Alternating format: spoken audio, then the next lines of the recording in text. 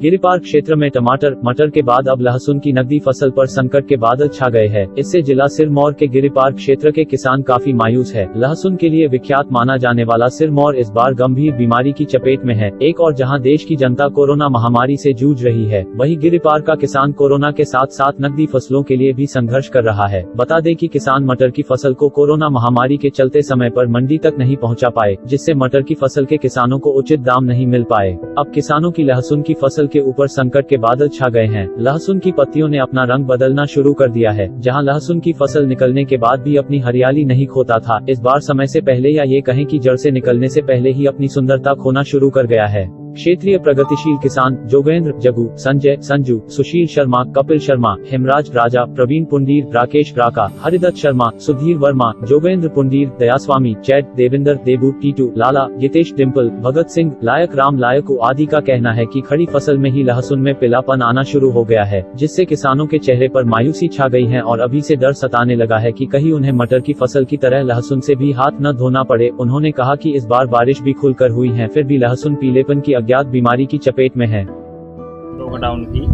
सबसे बड़ी समस्या हम जिम्मेदार के लिए यही है कि अभी लगभग 10 दिन का जो ये लहसुन की वो तैयार होने में बाकी 10 दिन लगेंगे लगभग।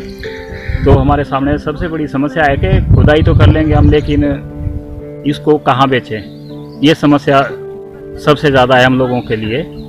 तो इस विषय में हिमाचल प्रदेश सरकार से हम सभी जितने भी किसान भाई हैं अनुरोध करते हैं हम हिमाचल सरकार से कि हमारे बारे में कुछ सोचा जाए।